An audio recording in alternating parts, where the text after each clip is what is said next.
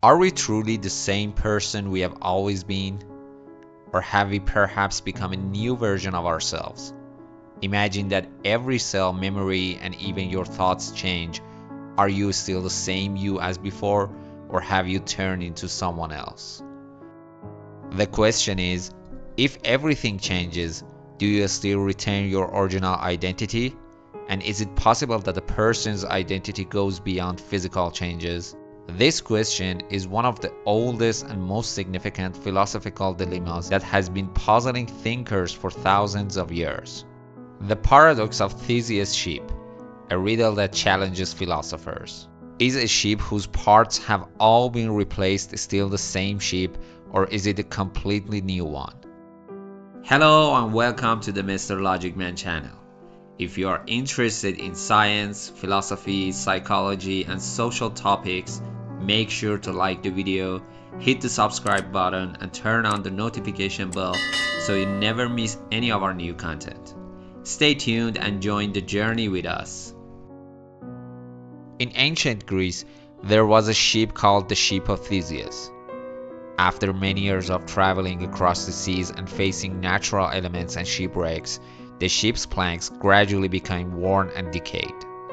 As a result, the Greeks decided to replace each old damaged plank with a new one.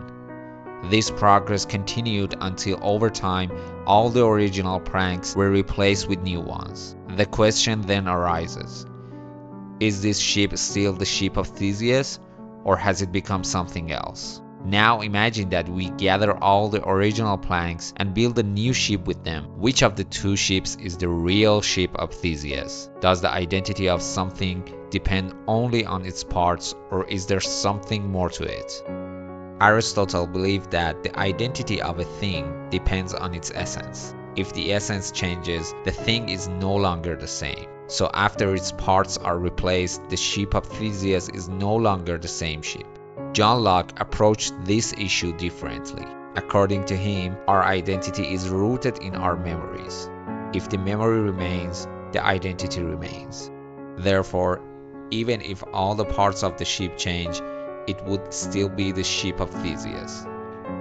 David Hume, on the other hand, believed that, in fact, there is no true identity. Rather, we are a collection of endless changes, and identity is just an illusion.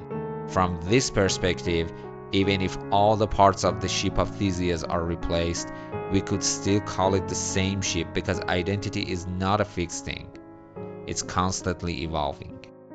Jacques Derrida, from a postmodern viewpoint, argued that everything finds its identity through its interactions with other things and is always a state of flux.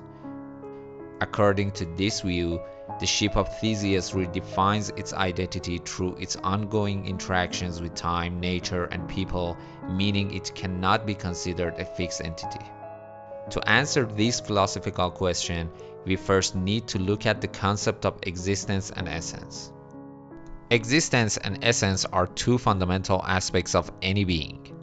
Existence is that which is something that is present before anything else and continues to exist. Essence refers to the attributes and qualities that give a being form and meaning.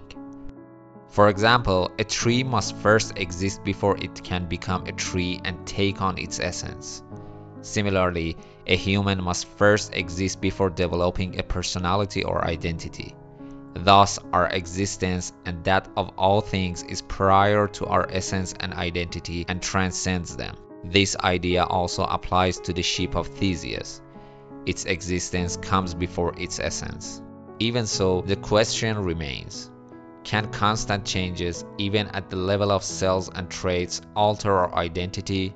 Or perhaps the truth is that identity is something beyond physical and mental changes. Is our identity something more than the traits and components we have? In the end, as Aristotle says, if the essence changes, identity changes. But as the renewed Islamic philosopher Molla Sadra argues, even after significant changes, the essence of a thing can still preserve its original identity. We are something beyond just a collection of traits and parts. We are something deeply rooted in our existence, and that part of us will always remain. Even in the face of change, we will still be the same us as we were before. What do you think? Do changes in the components of who we are transform our identity, or is it our identity something beyond physical and mental changes? If you had two ships in front of you, one the ship of Theseus with changed parts, and the other a ship made from the original planks, which one would you recognize as the real ship of Theseus? Share your thoughts with us. Goodbye.